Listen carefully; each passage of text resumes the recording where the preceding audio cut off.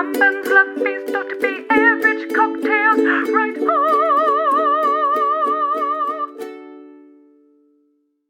Greetings, ladies and gentlemen, to day 22 of the Abstinence of Everidge. We are almost a week away from getting to the end of our low alcohol journey, and we are still going strong. It is going well.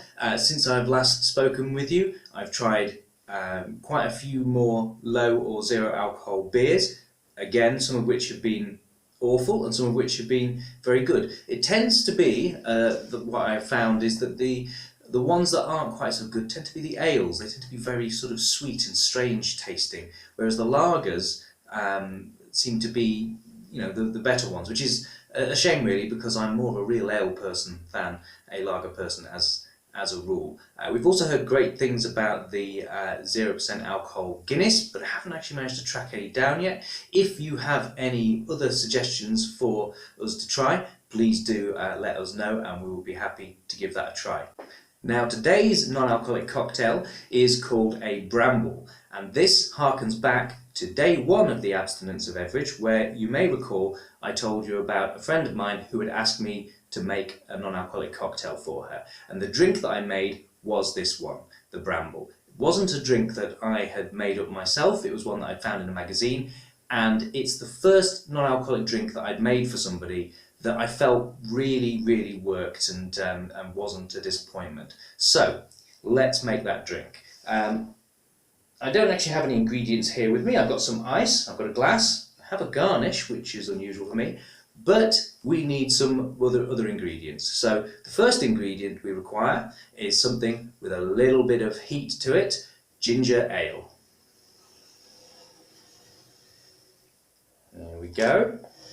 Fantastic, thank you very much. The second ingredient that we require is this rather nice looking bottle of syrup. Now, this is something that we've made ourselves, so the most complicated part of this is to make this syrup, but it is really simple to do.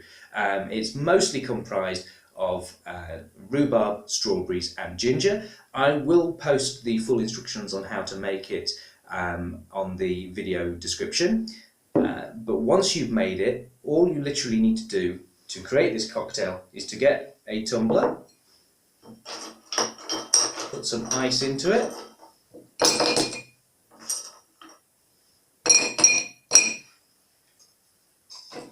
then we need to put some of our syrup into here. Now the recipe said 45 ml, so that is what we're going to do here. Let me just pour that in. It's lovely and gloopy.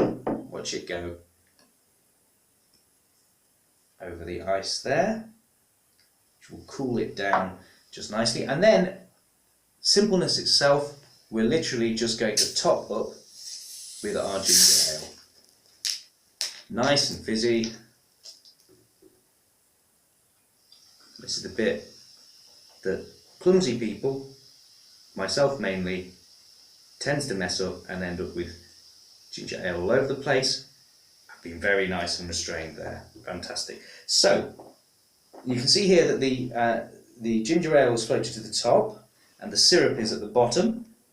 You could leave it like that and drink it. It does look quite nice, or you can give it a little bit of a stir just to get the flavours mixed together. And I'm going to garnish this with a sprig of mint. There we go, very good. Now that looks very nice, very pleasant indeed. It doesn't just look like a glass of juice or something insipid like that. It looks the part. Let's give it a try.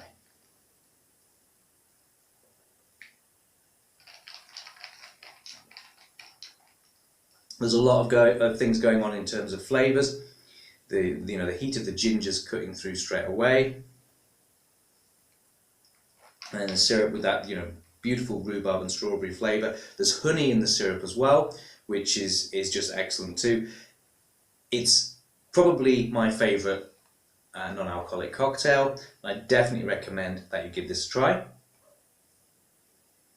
And whilst the dangerous yet camera shy paramour has not been joining me on this low alcohol journey per se, this is one that she does actually quite like. So I'm getting a hint from off camera, and there we go, that I probably should hand her the drink. I will make myself one later.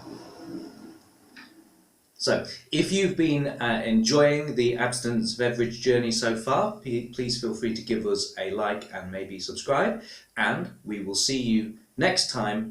Until then, Everidge out. All I want is a liquor in my growler. Got to be average.